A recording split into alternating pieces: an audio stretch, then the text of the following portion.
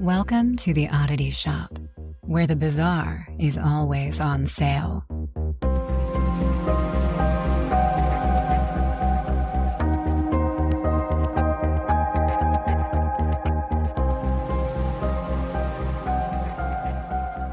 Welcome back to the Oddity Shop, everybody. This is the podcast where we tell you creepy, odd, weird, strange, bizarro stories from around the world. I'm sitting here with Kara, whose stomach is also talking to us this morning. Morning. Wow. Evening. Whatever. You were making some noises as we started. Did you have dinner? Yeah, it's not my stomach. It was my throat. That echoed from somewhere No, it deeper didn't. than your You know throat. when you get those bubbles in your throat? Like when you go to swallow and it's like bubbles? Yeah. Those bubbles came from your tummy. No, it's from the drink that I drank. Stop. You're not listening to me. I said my throat. I try not to most days.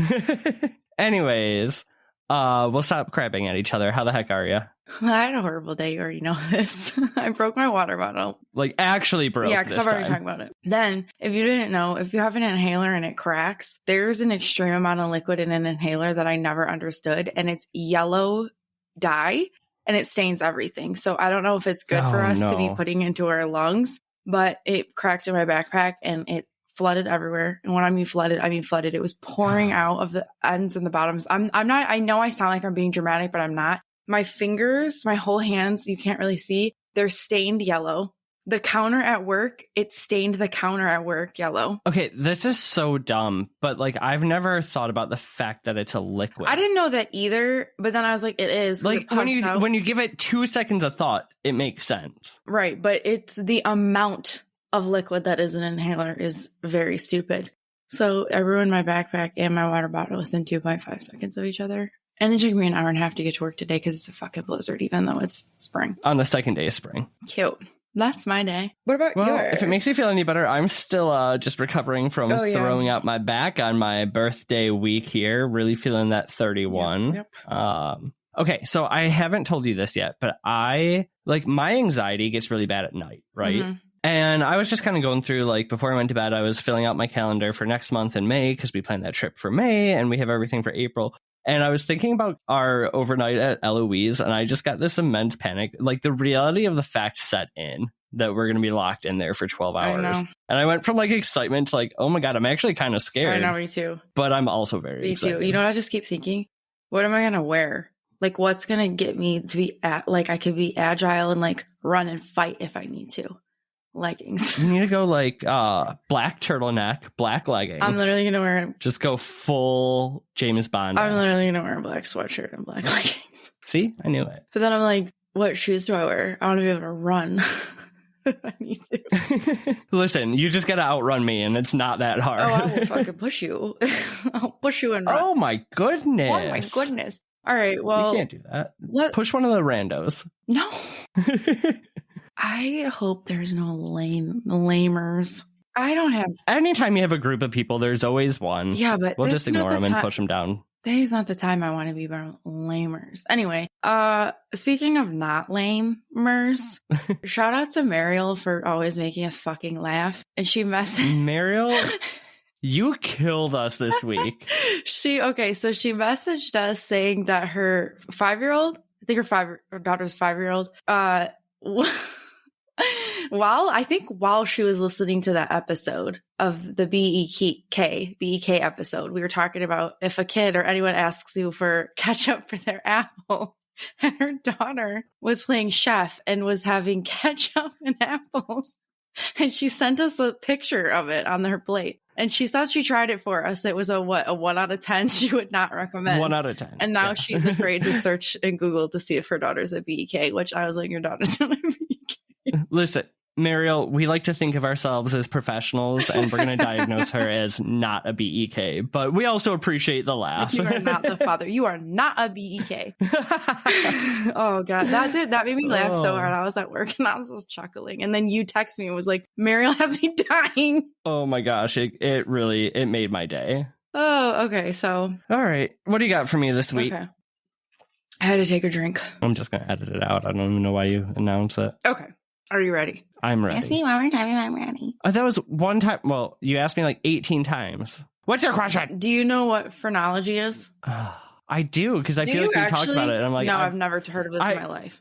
I just talked about it with somebody, and then I was like, no, I've never heard of that. And they told me what it was. I feel like I just are you sure it wasn't you? Anyways, I remember I just had this conversation with somebody, and they told me what it was, and like a typical man. Nope, I don't remember a few days later. No, it was not me, because I just learned about this when I was doing this episode. So that's weird if you were talking about this. Okay. In the 17 and early 1800s, phrenology was the idea and study that the bumps on a person's head were linked to specific personality traits. Is that what you're thinking of? I talked about it at my acupuncture appointment. Oh, fun. Okay. That's what it was. That's crazy.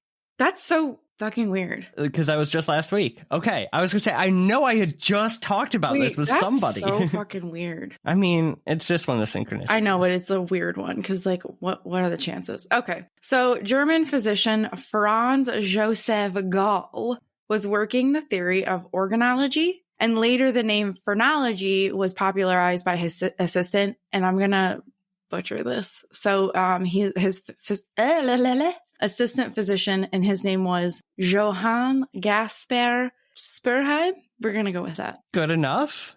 Okay.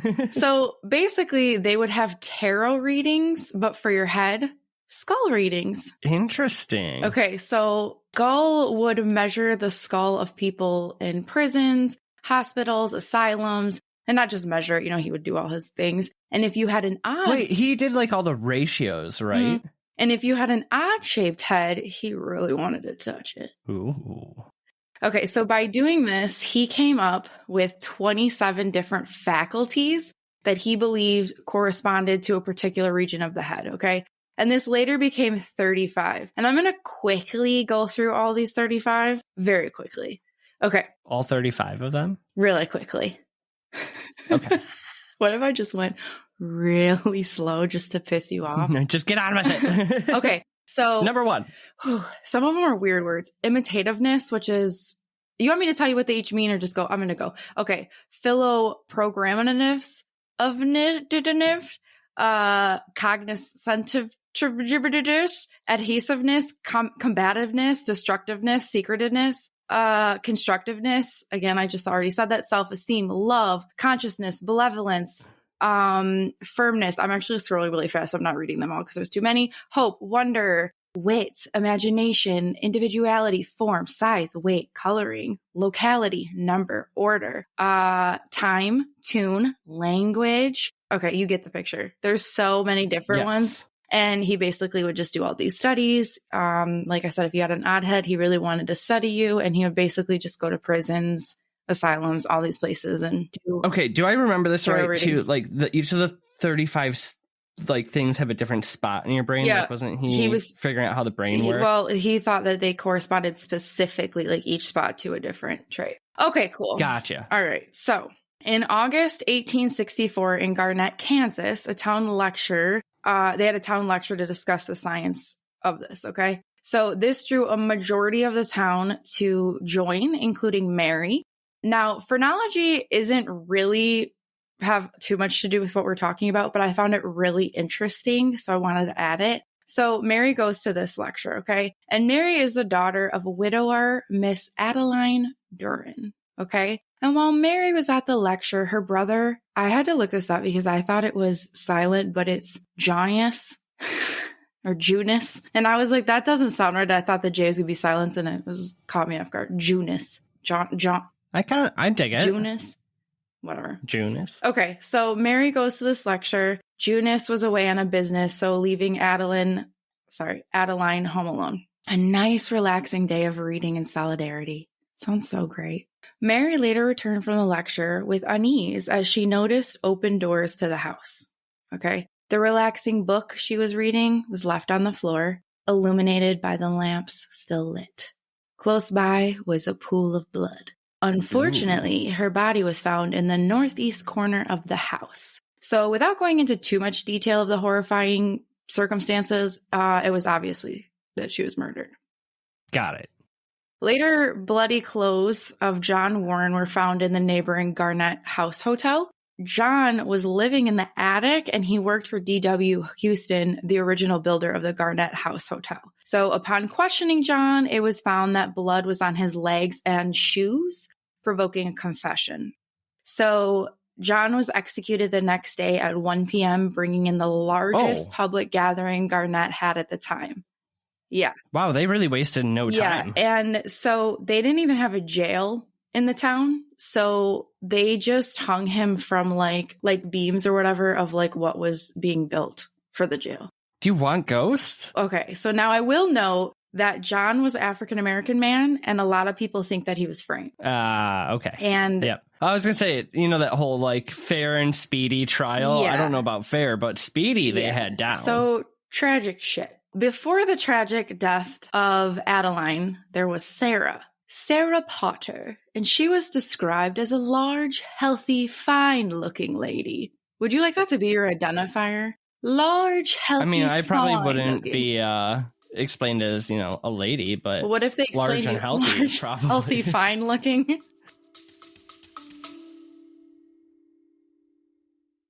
Do you feel the most powerful and beautiful with the elements of the earth around you?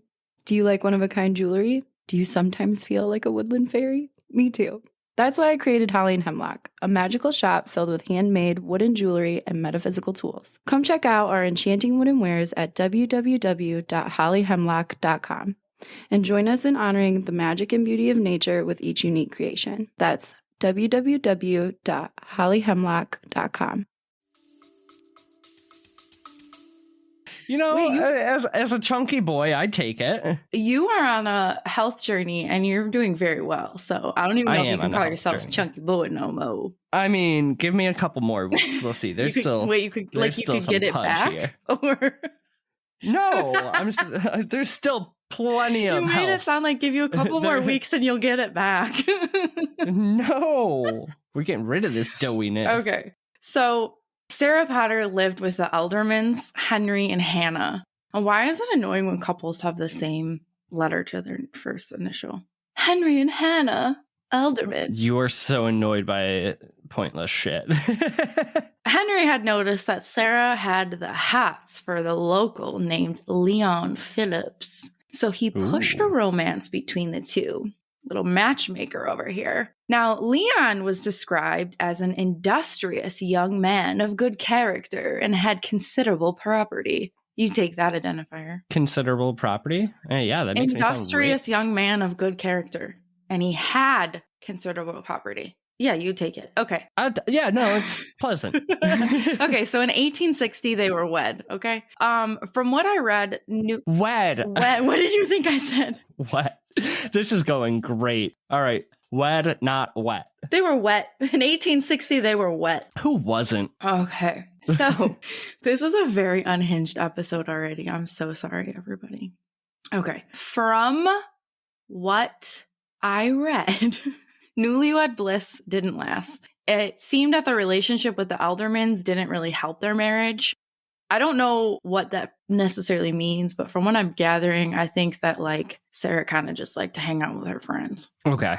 The couples would like go back and forth to each other's residence, and to outsiders, it seemed like a blissful marriage and a friendship between all four of them. 6 weeks into the marriage, Leon got sick. It was said to be suspicious as Sarah was adamant that he draw up a will. So he did, dividing half of his property to his brother and the other half to Sarah. He died a few hours later. Oh. So either she had impeccable timing of like, hey, you should probably make a will before something happens, like while you're sick. Nobody has that kind of impeccable timing. That's like the signature move of taking out the life insurance policy. Right. So it was more suspicious of Sarah when she met she sent the Eldermans to check on the details of the will just hours after he was placed into the ground. So she was like, hey, can you go check on all the details? Like, when do I get this land? Oh, God. Right. She moves quick. Yeah. So days after Leon's death, town crew grew worried that foul play was had, and they made a complaint because it's 1860. You just like make complaints to people. It's so crazy. Okay. It's just because there's no law or anything. They're just like, let's complain. And then it just like went to some town official that was like, yeah, okay. The body was exhumed and an autopsy found arsenic poisoning. Shocker. I was going to say arsenic, like that quick death. Yeah. Originally, Sarah and the Aldermans were all arrested in the thought that it was a collaborative conspiracy to kill him. Well, when you're sending them down to look at the will, right? Yeah, you... Right. So the Aldermans were eventually released and found innocent. In the town of Garnett in 1860, there wasn't a jail. Like I said earlier, there wasn't a jail. So Sarah was held in the Garnett House Hotel. She was held there for 3 months and was allowed to have visitors, host and entertain in the hotel. You know, just whatever. She just had to stay there. But Sarah pretty easily ended up escaping. Again, shocker. Doesn't seem like it'd be that difficult. No. I'm not really sure why, but in 1862, she returns back to Kansas, which if you got away with murder and escaped, like, why would you go back? I'm not really sure. So she comes back and she's like remarried. Another shocker. And she was arrested and a trial was held. However, the jury couldn't come to a conclusion and she was acquitted, which, like, I don't know. It's just crazy. Oh, now they have a whole jury. Right. Exactly. They don't have white woman. They don't have a jail or anything. It's just crazy. And she, like, was suspicious and escaped. I mean, if she was innocent, I would have just stayed there. I mean, whatever. They're allowing me to throw parties and have people over. You probably don't have to pay rent. For real, though. You probably don't have to pay rent because you're being held there. Yeah, a little per diem party action. Okay. So before Sarah, there was John Brown. John was a favorite. He probably was a favorite. He was a famous abolitionist. And for those that forgot, an abolitionist is a person who favors the abolition of a practice or institution, especially capital punishment or slavery. Yep. John hid slaves traveling from Missouri in the attic of the Garnett House Hotel until it was safe for them to escape to Canada, making this part of the Underground Railroad operation. So he did, he did a lot of work. Like, he's really well known for that kind of work. So the name sounds familiar. Mm-hmm. So after Adeline, Sarah, and John in the 1950s were a husband and wife doctor duo. And their names I cannot find. I don't know why. They're in every single article about how they're an infamous doctor duo, or, you know, like a husband and wife duo. And I cannot find their names anywhere. And I find that so bizarre. But anyway, their practice operated out of the Garnett House Hotel, each having a practice of their own throughout the house. So you could go to them for pretty much anything. Delivering your babies, your dying, operations, whatever. How big is this building? Let me keep going, please. Okay. They even had a pharmacy and a laboratory. So this practice continued into the 21st century until the husband died. So for whatever reason, and this I don't understand, the practice kept a secretary staffed and on payroll for years after it closed. Can you imagine being like, I'm going to go to work every single day, even though this practice is closed, but I'm literally getting paid to just sit here for no apparent reason. Was she actually having to go, or were they just paying her, no, like, she was hey, going. We're closing down and feel bad? And I don't get it. Like, I can't think of, like, I was actually trying to find it, and I was also trying to, like, understand what would the thought process in that be. Yeah, the only thing I could think of is, like, if she was a family friend and you felt bad for closing it down, like, all right, we'll pay you a couple more years, but, you know, the business isn't open, but I don't see why you'd have to show up. Yeah, I don't know. The only other thought I could think is, like, yeah, if they didn't want to, I don't know. Okay. Well, if you haven't already put it together, all these stories have one place in common, and is the 1858 Garnett House Hotel. I hadn't put that together. You didn't? You're dumb. I need my phrenology read. Okay. Where's my dumb zone? Built in Kansas in 1858 on sacred native land, sat on the highest point of elevation was the Garnett House. Oh, say no more. It's haunted. Built by D.W. Houston. D.W.'s wife refused to stay in the house once it was built because she said it swayed. And it's weird because the house is still structurally sound today. So the thought is that maybe because it was at the highest point of elevation at that time, and maybe like a storm came through, it freaked her out. But regardless, that same year, the house then became a 15-room hotel. Okay. They barely even stayed into this. He had this wonderful house mansion thing built, and she's like, yeah, no, I'm not doing it. And he's like, happy wife, happy life. We're out of here. Exactly. So, and I'm pretty sure that his son, he gave it to his son to operate. I'm pretty sure once it got to a hotel. But then I saw some parts that said he operated it, so I'm not quite sure. I think it just stayed in the family. Okay, so this is where we cue John Brown and his amazing work he did to free the slaves. And by 1860, we get the Black Widow murderess Sarah poisoning her husband. 1864 brings us the tragic death of Adeline and the possible framing of John Warren. And then during the 1870s, the house saw a plethora of famous guests. Buffalo Bill, Belle Starr, which she's a renowned female cowboy, Jesse James, Houdini, that's just to name a few. So it was jumping. And then in 1885, orphan children actually called the 1858 Garnett House their temporary home. So basically the house switched careers over and over and over again.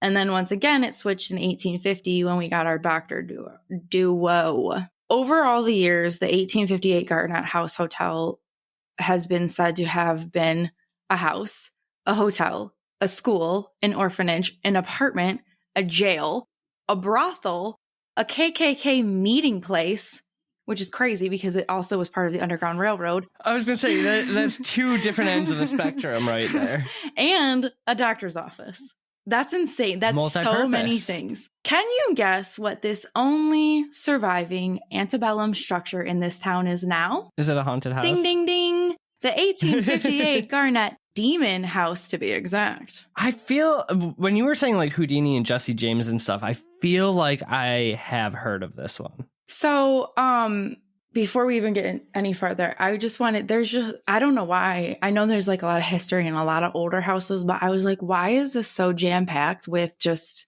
so much? I mean, throughout the time, it kind of makes sense. It would be a few different businesses. But yeah, like it's a lot. It's like, okay, we held a murderer lady there just because we had nowhere else to put her.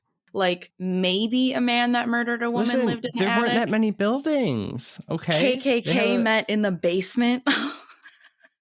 But then when we held helped slaves be freed and hid them in the attic. I don't think it was at the same time. I would hope not. That's not funny.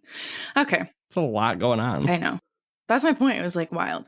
So as I do most Sundays, I was watching Twin Paranormal and they visited this house and hearing the history, like I was just saying, and some of like all the wild things that happened, I was like really intrigued. So then I also watched another paranormal group that visited. They're called the Paranormal Files. In both videos, they did a really great job of like giving you a bunch of the history from both. So shout out to them. They did a really great job. Okay. In 2017, Justin Spurrier bought the house for the purpose of it being a haunted location. This is funny. So when he was being shown the house, the realtor and himself heard a little girl's voice. And she was like obviously unnerved and like ready to leave. And he's like, "You heard that, right?" And she's like, "Yeah." And like she wanted to leave, but he said that finalized the sale for him. I mean, honestly, it would do the same for me. I mean, if that's what your purpose is you're getting a haunted location. He already owns another one in Kansas, so this was like another haunted property that he wanted to have. So it's funny. But she's like all freaked out and she's probably like, "Oh God, I hope he didn't hear that because like he won't buy this house if he knows it's haunted." And he's just like, "Where do I sign?" This is it. Okay. So now let's get into some of the things that commonly happen here. Multiple people that do investigations, I was reading a lot in like the couple of videos I watched, they state that this house has objects moved more than any location that they've ever been to. Like people were saying that like they've been to locations where they're like, "Hey, I think that moved," or whatever, but this is like, there's no doubt things moved or was thrown at you or tossed or whatever. And it's like a lot. Did it say like what typically moves or just everything? Yeah, a lot of stuff. I think, here, actually, my next line is, because obviously it's just creepy, they have like dolls around the house, like placed throughout the house. And the dolls are often dropped or thrown off of wherever they are placed. So like they'll just like come crashing down off of like a shelf or like wherever they're at. So that happens quite a bit. Like there's a lot of videos of that. It's said that the energy changes daily in the house. Like they'll go in there and it'll feel great and awesome. And then, the next day it just feels dark and just like really, really bad. And Justin said that it's like the house is playing hide and seek. Like you'll be looking and looking and looking and like it'll be playing hide and seek with you without like until it shows itself. And it always shows itself. Like it might take a while, but you're always going to get something. Like you're never going to visit. Such a creepy way to describe it. Yes, the house is playing hide and seek with you until it shows itself is what he said. And I had chills. Nope. And like I said, he's like, it always shows itself. It might take an hour. Sometimes it takes 30 seconds of you walking in, but you're always going to get something. They do often hear boots walking on the porch a lot, to the point where a lot of the guests are like, or I shouldn't say guests, but people that are visiting are always like, like, is somebody, like, they're expecting somebody to be walking up or walk in, or at least the door, somebody knock on the door, but no one will be there. But it's like one of those, like, you know, where you're adamant. Like, no, that's a person. Right. Like, you just know. It's one of those, like, where they're like, okay, yeah, somebody's walking up on the porch or whatever. Nope. Disembodied voices are often heard a lot to the naked ear, and they're also on a lot of EVPs. And I don't know why. That really creeps me out. And I don't know what EVP is. No, disembodied voices. And I don't like the word disembodied. I understand it, but it just creeps me out. Ooh. What would you prefer? Just voices. They're just voices. Just because they're... Yeah, but voices could imply they came from somebody who's still embodied. Ghostly voices? If you Google voices, I bet you the definition doesn't say embodied. I'll take you up on that bet later. Okay. So people are often hissed at. And this would send me because, like, don't hiss. That's so rude. You'd go in and teach him a thing or two about manners. Can you imagine being hissed at and you don't know? I live with a cat. Yeah, but like you can see Small's cute little face. Yes, it doesn't really hiss much. Sometimes I hiss at Julia, but that's just when she turns all the lights on, and we are like not an overhead light household. Yeah. But it's more of like a vampire hiss than like a cat hiss. Well, don't hiss at me. Ghosts. Okay. Because of the objects being thrown often, it's of course related to like poltergeist activity. However, objects aren't the only things that are being touched. Along with touching and poking, there are some pushing. They like to touch and poke and push you. So poking and pushing. It's all happening at the Garnett house. Yeah. So if you're at the top of the stairs, Justin suggests that you don't have your back towards the stairwell because people often feel like they're like something's trying to push them down. Ooh. So not necessarily if you're walking up the stairs, but if you're at the top of the stairs and you're just kind of like standing there, that's when people are like, they feel like something's trying to push them down. Ugh. Don't like that. I hate it. Okay. He was talking about an encounter one time where this creeps me out, where he was leaving the house. Okay. And he said that it's not a Tesla, but it's like, he has like all the, whatever. It's a Jaguar, he said. And it has like the features where it'll show people walking in front, like on the screen. You know how they always show Teslas show like the person, and it says if you take it through a car. Okay. Yeah. Okay. So he's in his car, right? So he's leaving the house, he gets in his car and he turns it on, and the sensor is showing like there's somebody walking in front of his car. This is creepier. Got it. This is creepier. Then in the passenger seat, the sensor goes off, you know, where it shows like the airbag sensor, like there's pressure, somebody's sitting, that fucking goes off. So somebody was just going for a ride. Right. So somebody walked in front of his car and got in. Listen, he was just, trying to hitch a ride somewhere. There are places to be, man. That's Can't fault the dead creepy. for that. I know, but it's so creepy when you can visually see the sensors of things going off and you're like, oh shit, they're following me. It's when it's time to pull out the Florida water. Yeah. Okay, so him and his family will camp on the property sometimes. So one night he was giving a tour for a team that was doing an investigation, and him and his wife were going to be camping on the property. So his wife was in the tent, and so she called him and asked like what he was doing with the lamp. And he's like, well, I'm upstairs in the house. Like, what lamp? Like, what are you talking about? In the video, he's really funny. He's like, I'm an old man walking around with like a lamp. Like, what do you think I'm doing? Right. And so she's like, she said it looked like in the tent, because it was dark out, all she could see was somebody like walking around the tent, but all she could see was like the light, like a lantern light. Mm-hmm. And he was looking out the window at the tent while he was on the phone with her, and he couldn't see anything. And she was watching. Oh, he couldn't see it at all? No, she only could, but he was looking out the window and could see her tent. And she's like, I'm watching it right now. It's like in front of the tent, like walking, and he couldn't see it. That's uncomfortable. Isn't that weird? Like, I don't know. If I was in that tent, I feel like I'd feel a little bit more comfortable if somebody was validating me and make me not feel crazy. But like, if you're talking to somebody who's literally looking at you and not seeing the same thing you're experiencing. Yeah. Oh, that's terrifying. Yeah, what's that all about?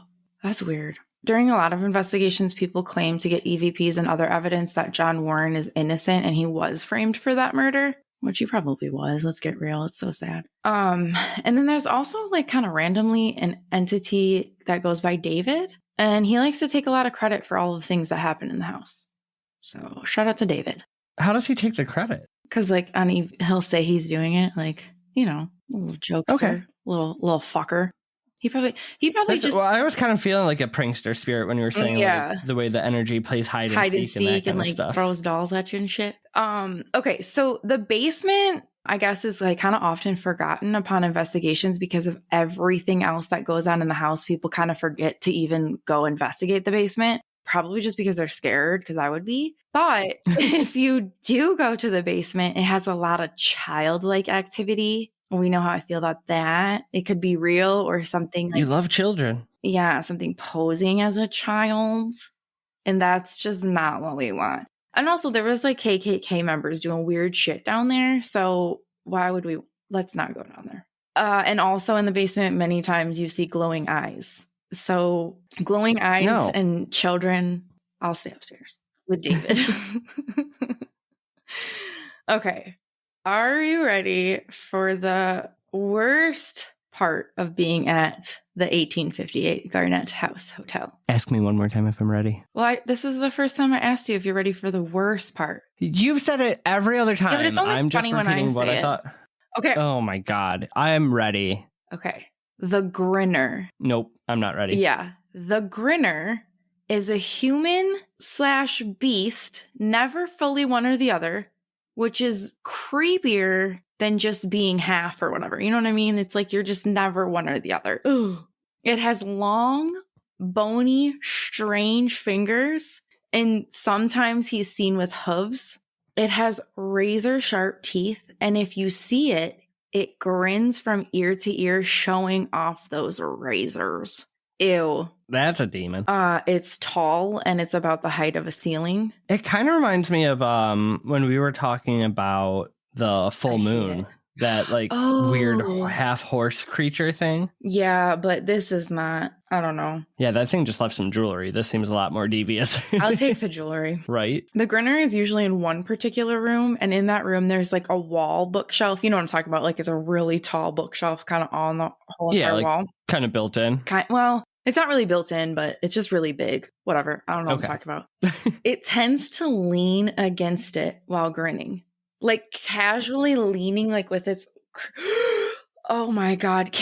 I don't even know what I would do if I saw that thing grinning at me. But the fact that it's just like. You would push me forward and you would run away. The fact though that it's just like nonchalantly leaning on the bookshelf while grinning is. Maybe it likes books. So terrifying. Yeah. Okay. It will physically attack you or make you feel a type of way, as I'm sure you can imagine. How are you feeling? Uncomfortable. I know. I don't even like talking about it. Like, I kind of wanted to go until this part because, like, the trickster, the prankster stuff, that all sounds fun. I know. Okay. I'm thinking this grinning thing is probably the cause of some of our deaths over the years. Right. Okay. So people get haunted by just watching live streams of the house. Oh. So Justin received separate emails from different people and like he said different states, you know. Who's Justin again? He's the owner. Okay. The current owner. He basically said he got all these emails about people that watched the live streams. 4 of the claims from the emails stated that they watched it and like paranormal experiences started happening for them after. And 3 of the 4 sent a drawing with their letter of what they saw. And it matches the Grinner. And at the time, Justin hadn't shared about the Grinner. And he has a picture. So I can send you the link, but if you watch the video, he does have a picture now that somebody drew of what they saw. And it matches like all the other emails, but he has it in the house. It is fucking terrifying. And it's of him leaning against the bookshelf. It's almost like it's like the manifestation of the dark energy of the house.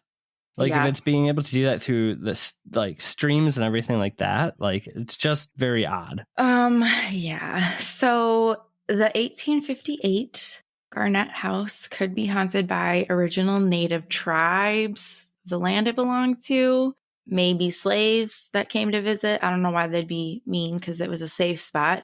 The alleged murderer, John, Sarah, the husband killer, orphan children that want to play, patients that maybe took their last breath in that location, or like you just said, all of it.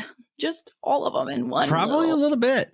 So a brisk 12-hour drive and $350, we can go. Let's see how Eloise goes next month and then let's do it. Right? Okay, so I know this is probably a little bit shorter, but I just thought it was crazy. So we can kind of discuss, but like, it was just weird to me that like there's. So did they ever draw any ties between all like the weird deaths or explain any of that, or is that just more of like, hey, these things happen? Yeah, so it's just like a ton of the history. But I find like the history obviously makes all of the energy and stuff like that. So it's like, right. I feel like you said, it's all of that stuff had a, like that manifestation of the darkness. Yeah, Sarah's a murderer, and she was basically, she was kind of free, but she was imprisoned in the house. So all her, the hiccups, great.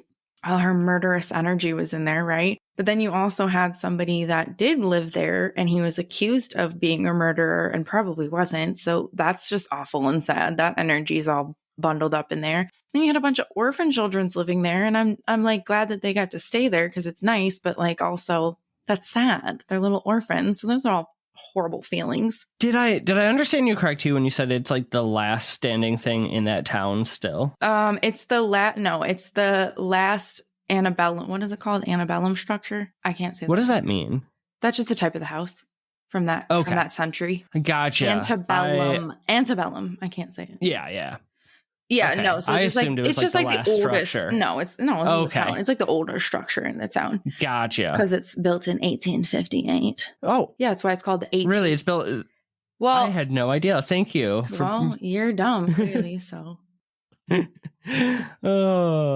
also, you could have just thought that was the address. I did not. There are listeners that thought that was the address, and that's okay because I played it off that way for the majority of the episode. Did you think it was the address? No, I didn't. You're looking at me like you're... You said the 1858 Garnett House. You wouldn't say like my address, the... What, like 160 something years old. So anyway, I was going to ask, but you kind of already said it. Like, what do you think? Do you think it's like a bunch of different things? Like, because the kids in the basement really could just be the orphan kids just playing around. Yeah, no, it definitely seems like you have like some of like that childhood, some of the creepy energy or like the prankster energy, right? The trickster. That's the word I'm looking for. But like, I don't know what you know how I feel about like the Native American lore, right? Oh, and I know things that comes around with, right? So you have like something like the Grinner that's obviously bad natured. Mm-hmm. And has that maybe been there since the house started? Like she didn't want to live in it originally. See, that's the builder's wife. I'm glad that you brought that up because that's kind of what I was thinking. I wonder if it wasn't that and it was something else that she just didn't want to say. Like, oh, it's not, right. It doesn't feel safe here. It would be easier. Like it's when you have that much history of like odd deaths and murders and everything like that, much negativity, like there's something almost feeling like around the land, maybe more than the house itself that made it that way. Yeah. And there's like so much other just crazy stuff and deaths that I didn't even get into. But like, it was, like I said, a brothel. It was a jail a little bit, like for other people at some point. Like it was so many different things. And so many people died in that house, especially when it became a doctor's office because people just die when, you're getting operated on and stuff like that. But like, I don't know why I just like can't get over how many things this house has been. I know that's dumb and it's Kara. Somebody's gonna be like, Kara, open a fucking book and read about other things because there have been other things. I know. Shut the fuck up. So, I think I've told you about the haunted B&B that my family almost bought growing up. Yes. It was the same thing. So it was, at one point, it was like there was a doctor office in there. At one point, it was like a German chicken restaurant. Like it, I feel like those big prominent houses like that in small communities, it's just like, well, it's already here. Yeah, we'll just make it this next thing. If you look it up, it's not even, it was at one point like a 15-room hotel, but like you got to think that the rooms then, what they made them into, they were small little things. You know what I mean? So like, it's not that big. Yeah. Cause I pulled up right after when you told me to be patient and wait to see how big it was, I pulled up a picture and it's not what I was expecting. No. Yeah. Everyone should. It's giving up very much like mining town building. Yes. So I just thought this was interesting. And so I did try so hard to go deep down into Reddit to see if we had any like Reddit people that wrote about their experience there, but I couldn't find anything. So definitely interesting. A new place to add to our road trip list. So we'll just have to go so we can write on Reddit about it. Yes. But anyway, Perfect. I agree. I do think it's probably a collection of a lot of things and energy because there's just too much that happened there. Too much bad juju. But also a lot of fun things happen there too. So that's why I do think some days it's playful. It's like what wants to take over. And that's kind of what they say is that the energy is completely different some days. Like some days it's like you can't, his son, Austin, he's like older teenager or whatever, but he's like, there are some days I walk in here and I'm the one that wanted to come and investigate, and he's just like, I have to go, I can't be here. It kind of gives me that same vibe of like what Andrea Perrin was saying about the Conjuring house. Yeah, like that's actually the a good energies point. are always changing. It's more of that portal sort of place where things can just come through. Yep. All right, well, that was the 1858 Garnett House Hotel. 1858, the year, not the address. You heard it here, folks.